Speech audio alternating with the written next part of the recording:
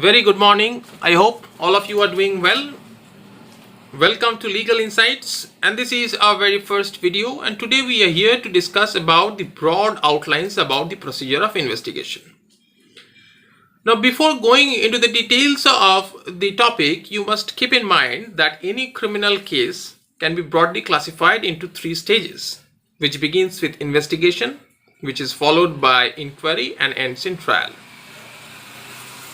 So the first question which naturally pops up in our mind is to what is investigation? Well, investigation is a proceeding wherein the police collects or gathers evidence. However, the definition of investigation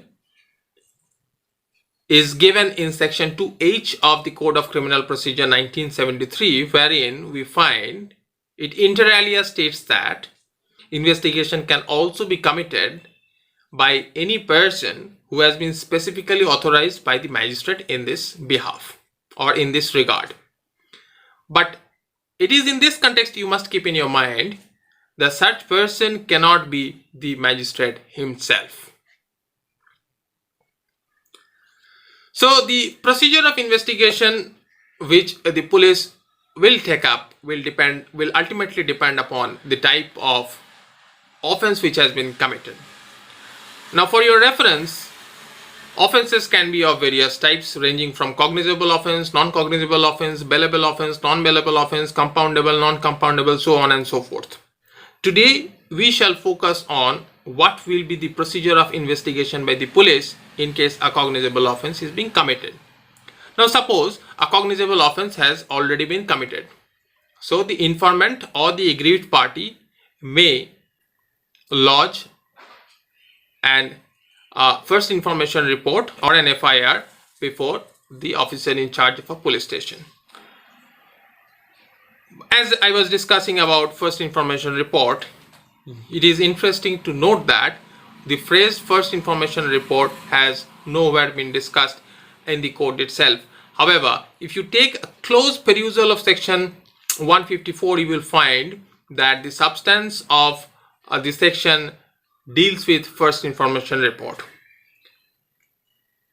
Friends, you should keep in mind that first information report is the first report in point of time, and it is on the basis of this information that the police takes up the procedure of investigation. So any person who is aware of the commission of a cognizable offense may lodge a FIR or a first information report before an officer in charge of a police station, either orally or in the form of writing. And if it has been made orally, after it being reduced in the form of writing, it shall be signed by the informant. But at times we do find that the police refuses to take an FIR. So what will the informant do in such a case? Well, section 154 also says that if such is the case, then the informant can simply write down the substance of the FIR in a plain paper and send it by post to the superintendent of police concerned, and the superintendent of police, after receiving such a letter from the informant, if he is satisfied that yes, a cognizable offense has taken place or has been committed, on being satisfied, he may either investigate the case himself or may depute a subordinate officer to conduct the procedure of investigation. Now, suppose even the superintendent of police refuses to conduct the investigation. The reasons might be many. So, in such a case, what can the informant do? First of all, he can file a writ before the High Court or the Supreme Court on ground of dereliction of duty on the part of the police officer concerned. And the second remedy which is left with the informant is that he can institute a complaint case before the magistrate. So once he does institute a complaint case before the magistrate can either take cognizance of the offense and can begin his inquiry and trial. However, if the magistrate so thinks fit and necessary, in such a case, at the precognizance stage itself, the magistrate can transfer the complaint to the police and direct the police to conduct an investigation in this matter. And in case the magistrate does so, the police officer concerned will be bound to conduct the investigation, and the police officer in such a case shall treat such particular complaint as a first information report, and on the basis of such report, the police officer shall initiate the process of investigation. It is in this context you must keep in your mind that the police officer has got an unrestricted or unfettered power to investigate into any cognizable offence by virtue of section 156 subsection 1. And as long as the investigation procedure is on, no person can interfere in the process of investigation, and this includes the magistrate himself. Now, on receiving the first information report, the officer in charge of the police station shall at once send a report to the magistrate concerned, who is authorized to take cognizance of the matter at a later point of time.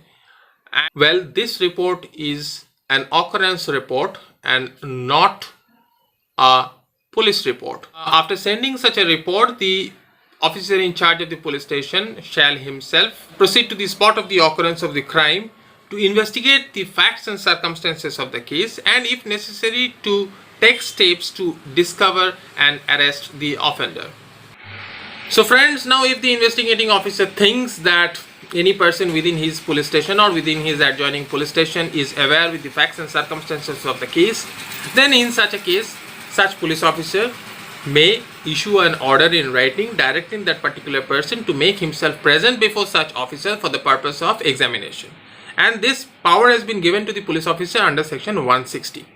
Now, once this fellow appears before such police officer may examine him orally and may also reduce into writing whatever has been said by such person during the investigation procedure.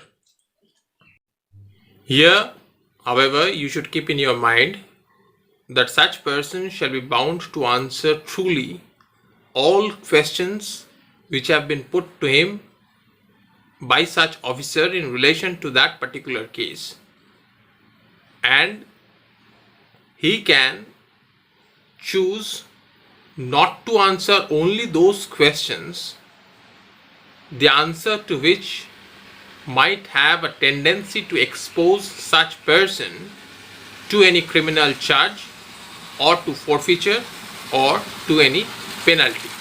It is in this context you should also keep in your mind that statements which have been made and recorded by the police officer under section 161 should not be signed by the person making it, and it should not be taken under oath by virtue of section 162 of the code.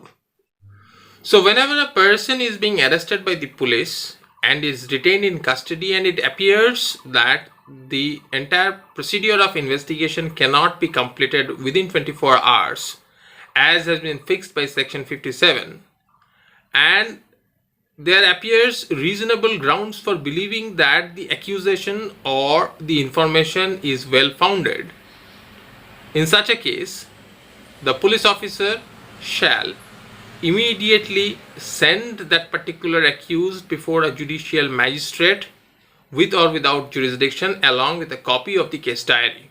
Such magistrate may thereafter from time to time authorize the detention of the accused in police custody for a term not exceeding 15 days in whole. Now, once the investigation is over, the officer in charge of the police station shall forward to the judicial magistrate, who is empowered to take cognizance of the offence on a police report, a report in final form under section 173 subsection 2. This report can be further of two types. The first is final report.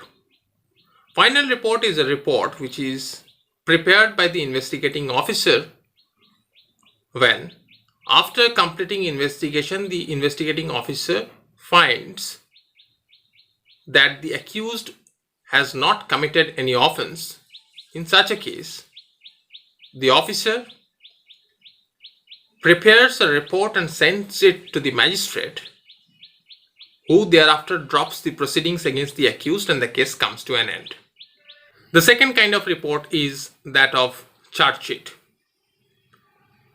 This is prepared when, after the conclusion of investigation, the officer in charge of the police station comes to the conclusion that yes, the accused did commit cognizable offence. In such a case, the officer in charge of the police station shall prepare a charge sheet against the accused and submit it before the concerned judicial magistrate, and this report is also called closure report. So friends, that's it. We have comprehensively discussed about the broad outlines of the procedure of investigation which is conducted by the police. Thank you for watching this video. We shall see you in our next class.